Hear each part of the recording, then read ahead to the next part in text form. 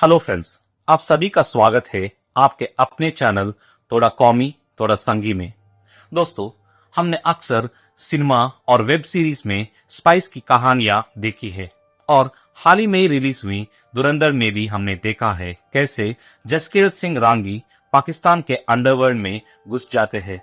हम सब ने अजीत डोभाल के बारे में सुना है। उनकी पाकिस्तान वाली स्पाई कहानियां भी इंटरनेट पर काफी फेमस है। लेकिन आज हम बात करने वाले हैं एक ऐसे इंडियन स्पाई की जिसने पाकिस्तान आर्मी के अंदर घुसकर ऐसा काम किया जो किसी फिल्म से भी ज्यादा खतरनाक था।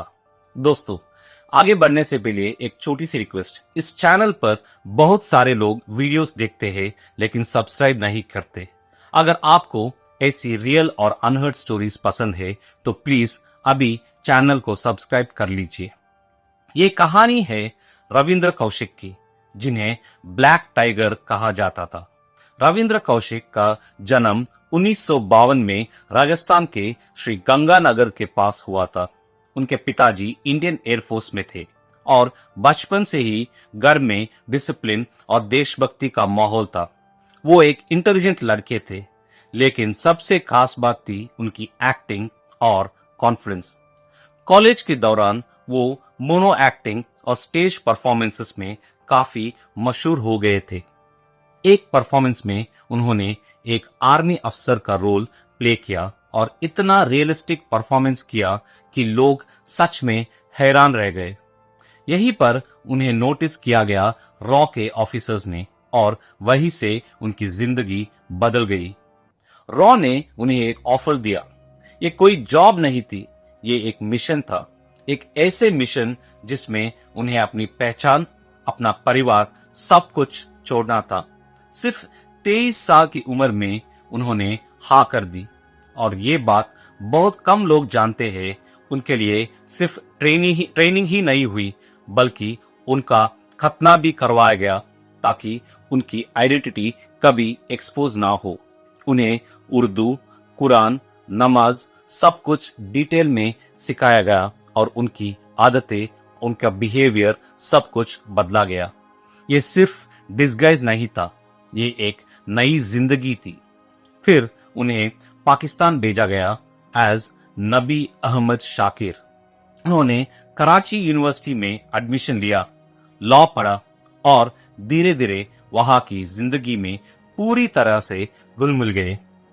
और एक दिलचस्प बात, बिल्कुल फिल्मों की तरह रविंद्र कौशिक ने भी वहां एक लोकल लड़की अमानत से शादी की और उनका एक बेटा भी हुआ। सोचिए, एक इंडियन स्पाई दूसरे देश में पूरी फैमिली के साथ रह रहा है और किसी को जरा से भी शक नहीं।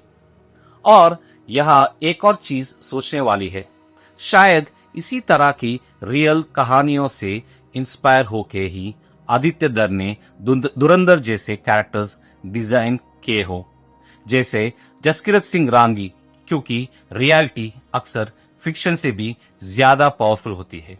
और फिर जो हुआ वो सच में हैरान करने वाला है। उन्होंने पाकिस्तान आर्मी ज्वाइन की और मेजर के पद तक पहुंच गए। सोचिए, एक इंडियन स्पाई दुश्मन देश में आर्मी में मेजर। 1979 से लेकर 1983 तक उनका काम अपने पीक पर था। वो इंडिया को ऐसी सेंसिटिव इंफॉर्मेशन भेज रहे थे जो डायरेक्टली मिलिट्री स्ट्रैटेजी और डिप्लॉयमेंट को अफेक्ट करती थी। कहते हैं कि उनकी वजह से हजारों जवानों की जान बची। उनके इस काम के लिए प्राइम मिनिस्टर इंदिरा गांधी ने उन्हें नाम दिया ब्लैक टाइगर। लेकिन हर कहानी में एक डार्क टर्न आता है। 1983 में एक और जूनियर एजेंट भेजा गया जो पकड़ा गया और इंटरोगेशन में सब कुछ उगल दिया। रविंद्र कौशिक भी पकड़े गए। और यहां से शुरू होता है उनका सबसे दर्दनाक फेज।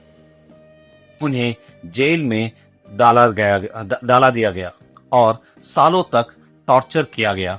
उन्हें डेथ सेंटेंस दिया गया, जो बाद में लाइफ इम्प्रिजनमेंट में बदल दिया गया। उन्हें सियालकोट प्रिजन में रखा गया। और अब आती है सबसे दुखदायी सच्चाई। फिल्मों में हम देखते हैं जैसे धुरंधर में जसकीरत सिंह रांगी को रेस्क्यू करने के लिए माधवन के कैरेक्टर अजय सान्याल आईएसआई को ब्लैकमेल करता है और अपने एजेंट को सेफली वापस ले आता है। लेकिन रियल लाइफ में ऐसे नहीं होता। एक बार कोई स्पाई पकड़ा गया तो उसे ऑफिशियली डिसओन कर दिया जाता है।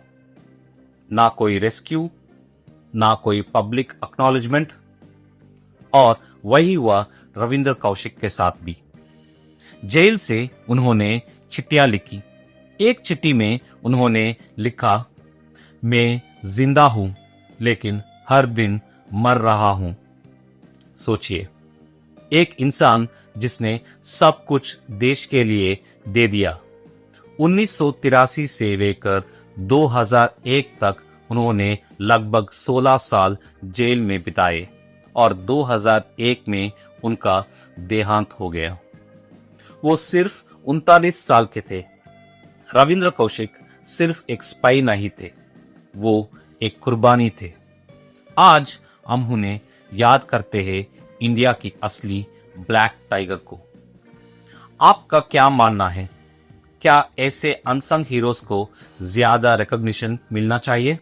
अगर आपको ये वीडियो पसंद आई हो तो लाइक करें, शेयर करें और मेरा चैनल थोड़ा कॉमी थोड़ा संगी को सब्सक्राइब करना बिल्कुल ना भूले।